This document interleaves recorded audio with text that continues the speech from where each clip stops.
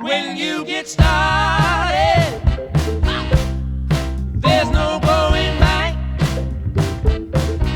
When your feet start moving, you're on the right track. Oh yeah. My name is Eli Paperboy Reed. I'm a recording artist, singer, songwriter, guitarist, and I've been making music and records and touring for more than a decade.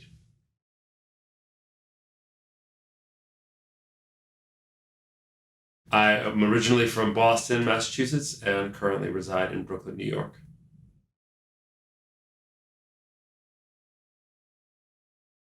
I enjoyed growing up in Boston. I had a really great musical experience growing up. My dad was a big, record collector, had a lot of great music around the house, was a music journalist for a time. So there's always a lot of music around my house, blues, gospel, country music, soul, that kind of thing.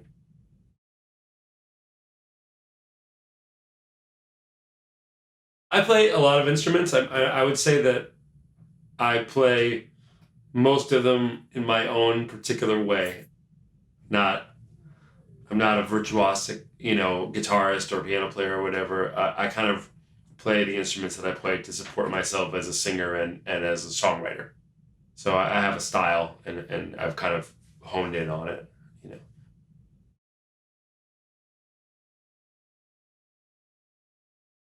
I've been making music for more than 10 years. In fact, this year, 2018, is the 10th anniversary of my first record, so that's going to be reissued this year, which is pretty neat. And I just recorded what will be my 6th full-length here in Memphis at Phillips with Matt Ross-Spang, who we're here working with again this weekend.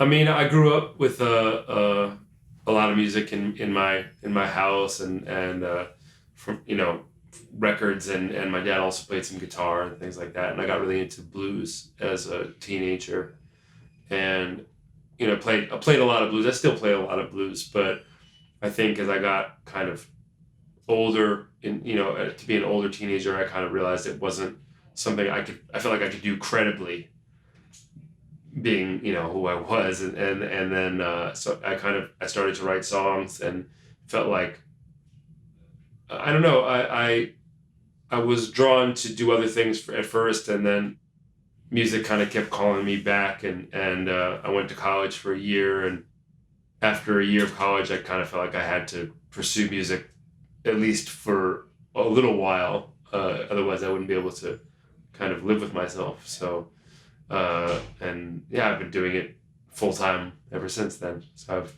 found a way to make it work.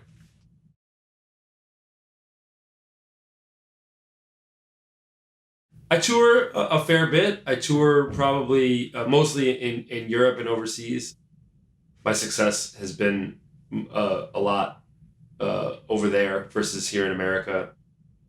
I'd like to change at some point, but I toured a lot this past summer in Europe mostly, and then it was just in Australia and things like that. So, I would say I tour probably in the aggregate about 2 to 3 months out of the year.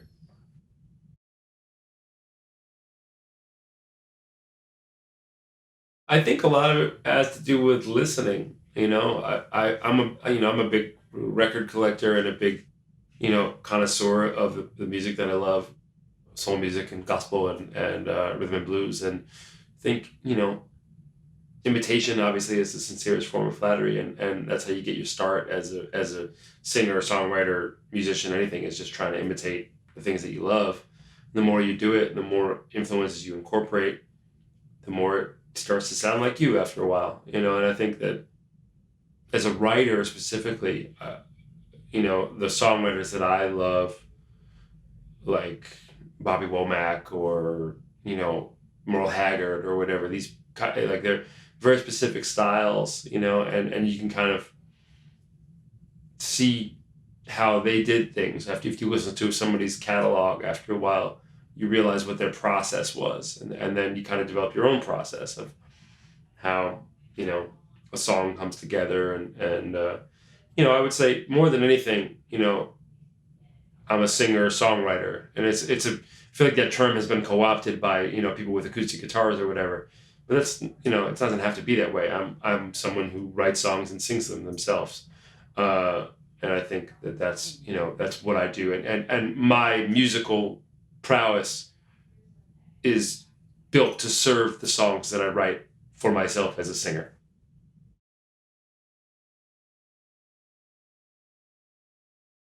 We were looking for producers for my next record, and Matt happened to reach out to my label actually, and he had been a fan, thankfully, and I had never done a record where I had just like gone to a studio, especially in a different city, and recorded it, and that had that be it.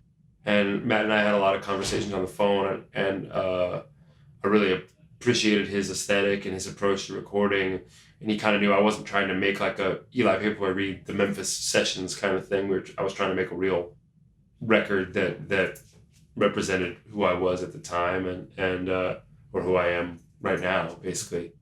And he was totally on board with that, and got down here. This was this past April of 2018, and I brought a couple of guys from my band, and we augmented with a couple of guys from here in Memphis, and the way that he worked it was very fast, but very, meticulous in a way, and just allowed us to play and get out of the way. And similar to what we're doing here now, the way we recorded, it was such where Matt is obviously doing a lot of things behind the scenes, but we as the musicians are not always aware of them, which is fine with me. We're out there, making the music, and coming to Memphis, obviously I'm very steeped in the music that has come out of this city, and it's very, very important to me as an artist, and there's just so much. So like being able to come here and utilize the resources like the Masqueraders and the Hodges brothers and this place, Sam Phillips Recording, it's just, they're just there for the taking. It's you have to use what's in front of you. So I can't say enough about how much is available to you here when you come down to Memphis. That's for sure.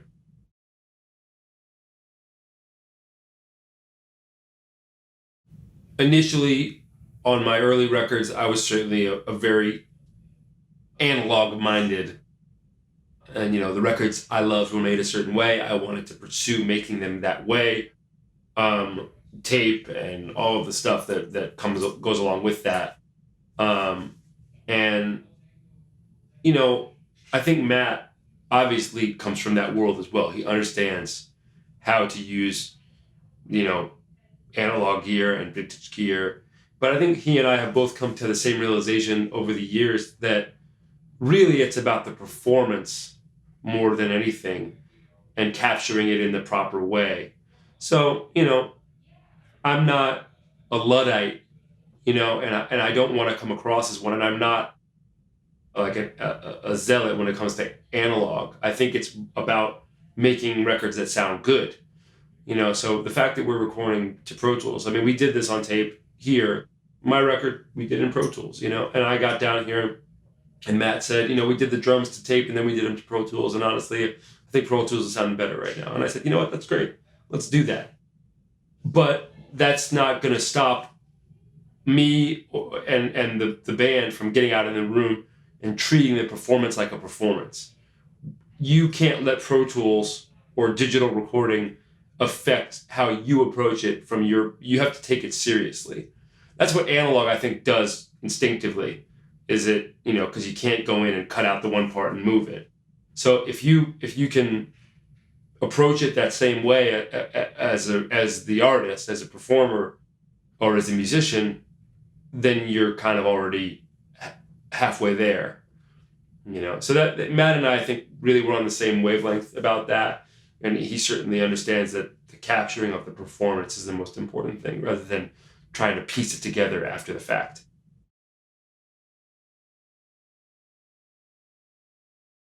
I started writing songs probably when I was about 16 or 17. And if listening back to the early songs, they're clearly just, I'm just ripping off other songs, but I think that's great. I think that's what you're supposed to do as a songwriter when you're 16 or 17. I'd say I probably started writing songs like that I was really proud of and felt like were my own, not too long after that. I would say by the time I was in my early 20s, I was happy with the songs that I was writing. And I, I feel like I was still clearly had my influences, on my sleeve, but I felt like I was getting to the point where they sounded like identifiably my own. And, but I'm still reaching for that goal. I feel like as a songwriter, that's what you're always reaching for, is trying to find your own voice and continue to speak in it as you get older and become a different person, So I think that's, you're never going to get there. Yeah. But I feel confident, like I said, this is going to be my 6th album. So I have a fairly substantial body of work now, which is kind of amazing to me. And looking back on it, there's a lot of songs that I've written. Man, it's a really good song. I'm proud of that as a songwriter. I can objectively say that that's a good song.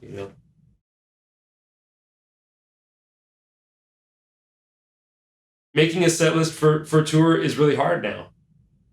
And I actually recently had my keyboard player he's charting out my whole book so I can hire horn sections in different places if I need to.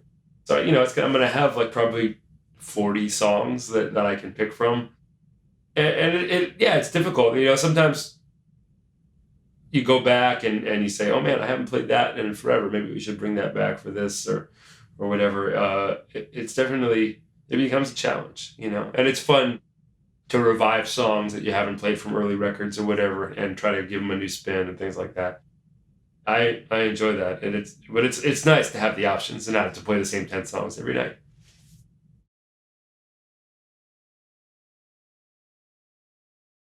Yeah, I mean, I think actually one of the most important things happened we played South by Southwest in 2007 for the first time, and it happened that the editor of Mojo magazine came to some outdoor day party that I was playing because there was free tacos, saw me play, loved it, bought my record that I had at the time, and I ended up getting like multiple features in Mojo over the next couple of years, like big interview features, like they did a big album review, all that stuff, and that really kind of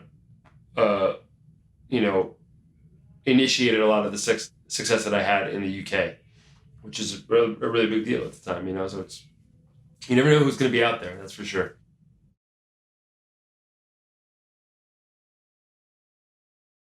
It's a hard question. I always feel like I could be practicing more.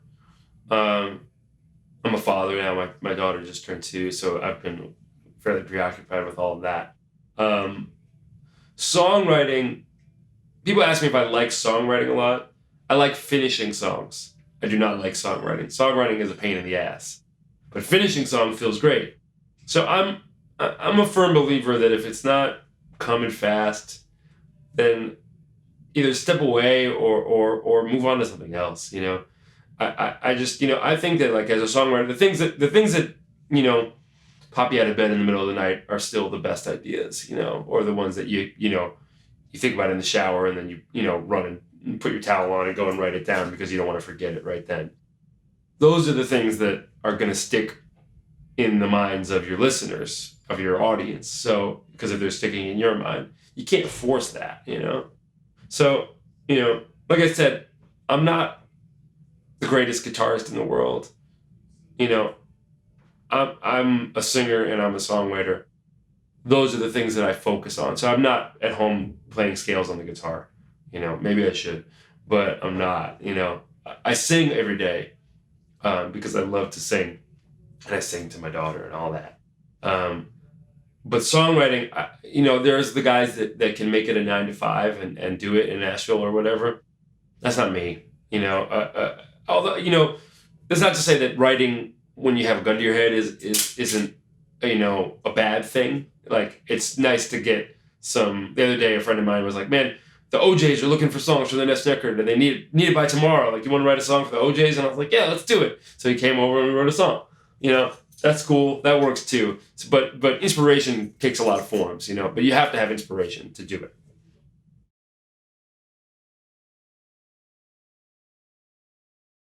I'm a big record collector, and a lot of what I buy now is gospel, 60s, 70s, even 80s gospel records. And, you know, even in the age of Spotify, there is a vast, vast trove of music out there that is not available digitally in any form. And so much of what I love is not available any other way except for on the 45s. So I go and look for 45s, you know, and I find stuff that I've, you know, the other day before we started here, I was in Mississippi looking for 45s, found a bunch of records. And, you know, that's not to say that there isn't tons of great new music out there, and I know that there is, and I listen to some of it, but like, I just like the amount of stuff that could easily just fall by the wayside is too large for me to ignore, you know.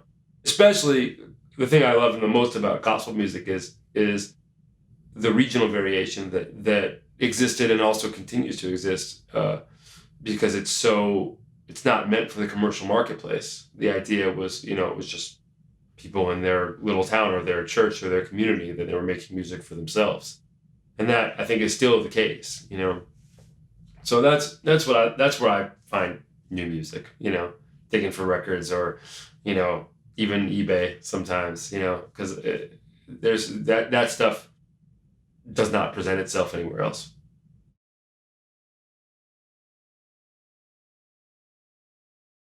It actually happens to me a lot because my songs are in rotation and like Old Navy and stuff like that, and Gap. It feels weird. It feels cool. I remember I was on vacation with my wife, the first vacation that we ever took in Spain, and we were in like some little grocery store in some small town in Spain, and my record came on. I was like, this is weird. That was one of the first times that it happened. My songs have been placed in a lot of movies and TV and commercials, so that's a big chunk of my income comes from sync licensing, which is, I've been, you know, very blessed because of that. So it happens more often than not now that, you know, it would be a movie trailer or a commercial or whatever. And a lot of people find my music that way. So I think, you know, it's a great source of income and a great source of fan base for musicians these days, sync licensing.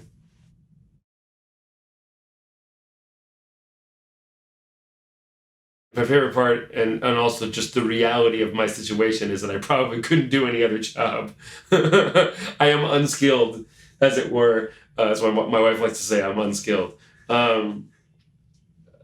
You know, I think the best part, or my favorite part, is that you get to be your own boss and make your own decisions. But, you know, the downside of that is that you're never really off the clock. You're always working. You're always thinking about what the next thing is. I mean, it's hard, but, you know, I guess the best part is being able to realize your creative vision. I mean, we walked in here on Monday morning. I had acoustic demos of these two songs, you know, and I sang these background parts that I wrote for this chorus, and then I get the Masqueraders to sing them, you know, and I get Charles and Leroy Hodges to play the rhythm for my rec songs that I wrote. You know, and here we are a day and a half later, and songs are done and they're records, you know. It's like a very quick turnaround from something that is just barely a sketch to something that is a fully fleshed out recording. I mean, it's a pretty amazing feeling. You kind of there's a little bit of a letdown after that. Honestly, like when I finished my record with Matt, the one that we did that's coming out next year, like I would love to have just kept going and recording more and more and more songs, just keep doing it. You know, because it's so much fun to have that happen, to see it come together from the ground up.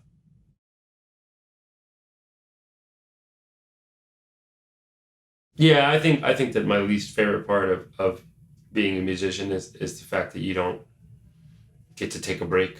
Like, I mean, you can give yourself a vacation or whatever, but you're always, you know, trying to find the next the next thing, and you know, it's also, you know, there's a lot of uncertainty, and you know, trying to have a family and be a real, you know, person with a real, you know, middle class lifestyle or whatever is not easy. You know, it's still like, even still today, like if I see like some job posting, I'm like, huh, I wonder if I should just like take that job.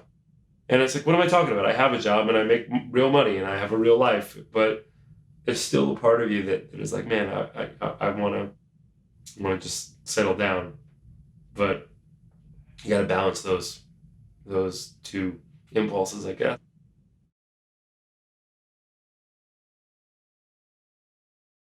As a songwriter, I think that, you know, the songs that I write, I want people to be able to relate to. I think that I try to avoid specificity, I guess, in some ways, because I want people to be able to paint their own picture. You know, a lot of people have said that they've used my songs at their weddings and stuff like that, and obviously that's, for me, someone who trades and loves songs, that's the highest compliment you can get. Someone who feels that my song is gonna be their first dance at their wedding, and that represents that their love for each other. You know, I think that, like, I try also not to be overly serious or overly self-righteous or whatever. I think that having a wink and a nod in your songs is important. But I also try to avoid irony. I feel like there's a lot of irony in today's music that is a mask for people being afraid of real emotional release. And the music that I love the most is about catharsis, you know, about real emotional, you know, power. I mean, as a teenager, what made me gravitate towards soul music was, you know, that it was this intense release. You know, I would listen to Otis Redding singing "That's What My Heart Needs" and be crying my stupid 16-year-old face off. You know, but that's like, you know, obviously it's dramatized or whatever, but everything, but it's real. You know, it's real feeling there. You know, and I think that it's a challenge for me as an artist these days to try to meet the audience of my peers where they live, because I feel like people my age are scared of real emotional release, and that's tough. That's one of the things I love the most about country music, you know, because as hokey as or whatever as it is and continues to be in the modern age, I still think that country singers and songwriters are not afraid of naked emotion, you know, and that's something that it's very American, you know, and that's sort of what I love about American music, is that sort of emotional release.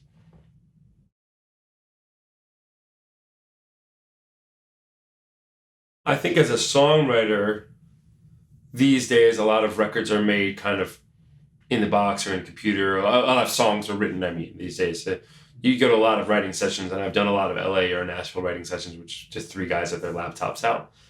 I've made a conscious choice, especially on the last couple of records I've made, to completely move away from that and to only write my songs with a pad of paper and a pen and an acoustic guitar or piano. I think that's because if the song, in my opinion at least, if the song doesn't work in that particular form, then it's not going to work no matter how much nonsense you add on top. So that's my, I don't know if that makes me different. I don't know how everybody's process is, but that's certainly what I see as a difference maker, you know, from a songwriting perspective.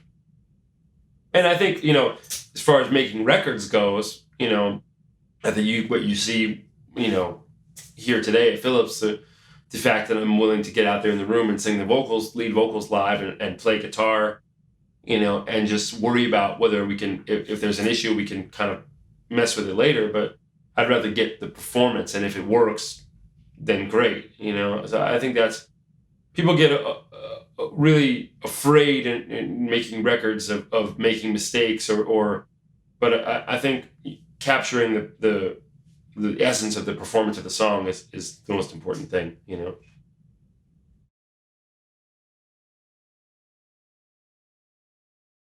you have to take a minute every now and again to take stock of that as an artist, to take stock of the fact that for me at least, that I am making a living and a career as a singer and a songwriter and a musician. And like I said, this is my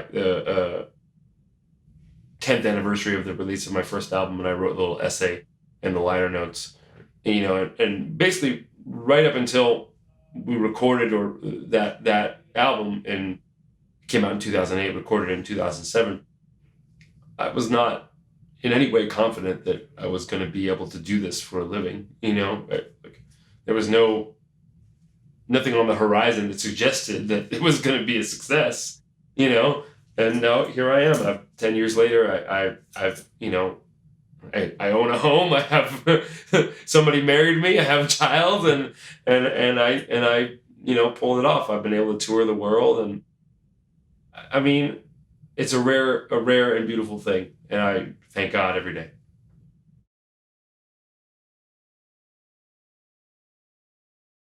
I mean, most of what I do on a daily basis is not write songs. It's answer emails and deal with phone calls and logistics and all that stuff.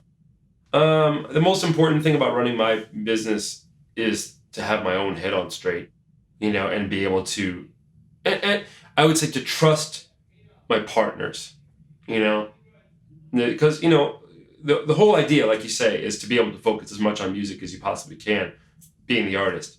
So to do that, you trust the people that you delegate to. I trust my manager, my record label, my agent, all that, my publisher and my sync licensing agent and all that stuff to do their jobs, because I can't do everybody's jobs. And I'm quite controlling about how things get done. And so I have to be able to work with people that and that goes the same way with I could produce my own records, I'm fully capable of doing that, but I didn't want to. I wanted to go and work with Matt Ross-Spang because I trust his opinion, and I know that he'll bring something to the table that I might, forget. And also, that way I can take a minute and go and call my family, and I can come back and the percussion's done, and I'm like, oh, that was a cool idea. Nice. So sometimes it's okay to delegate and not have to, be in charge of everything yourself. I would say delegation is key.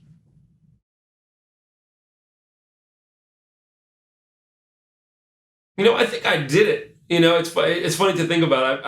I would say, the biggest piece of musical advice that if anybody ever asks me for musical advice, I say listen. I can't believe how many singers I encounter, or musicians, who, when I ask them who their favorite singer is, they can't name one, or what their favorite records are. I'm like, you should be listening to music all day, every day. The whole 10,000 hours of practice thing, that's not just practice.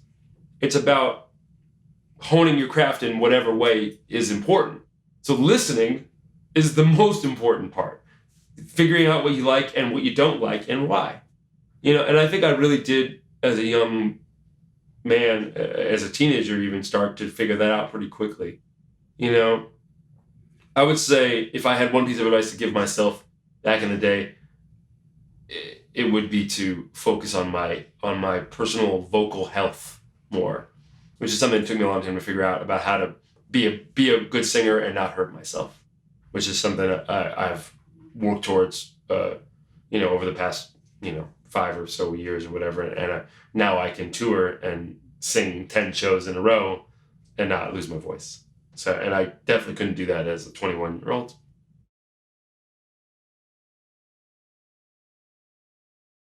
Man, get a good lawyer and read your contracts from the very beginning.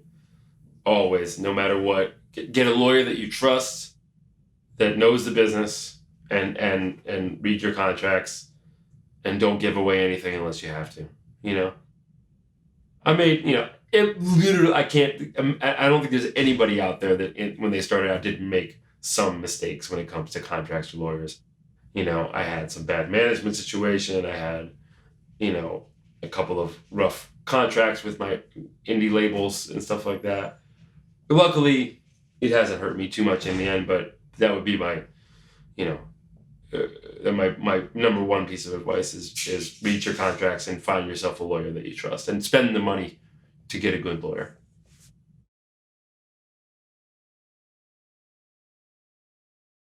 I mean, I think the most important thing for engineers is to remember that you know, this, you're there to service the song, you know, and it's not about showcasing particular technique or whatever, you know. And I think that translates across the board from analog to digital or whatever. There are definitely people who are obsessed with analog that still all they do is focus on their toys and not get, you know, the right sound and get out of the way, you know. I think, you know, Matt is obviously an incredible and very, very thoughtful engineer. Like, if you ask Matt to talk about his techniques, he'll go on for a long time. But when you're in a session with him that's not, you know, about him, he hardly says anything about the techniques. He's like, all right, play a little bit. Okay, sounds good. You know, that's like, I don't want, as an artist, like, I find it interesting, but for the most part, I don't want to hear about your choice of gear or compressor at the time. I'm there to service the song, you know? And that's the most important thing. And I think that you see that when you work with a guy like Matt. It's not about his ego. He's there, you know, to make the best sounding record he can make.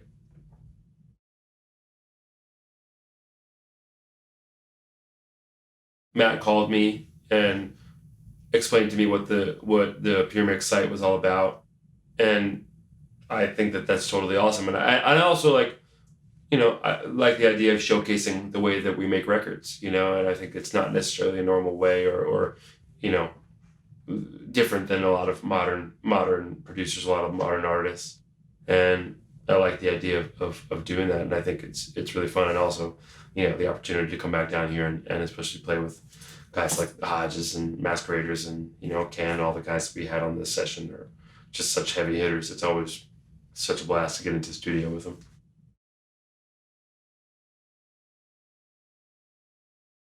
You can find out more at elipaperboyread.com, which has my website and all the music and stuff like that. I'm on all of the social medias, Facebook /Eli Paperboy Read, Instagram, Twitter, and all that. And yeah, come and find me.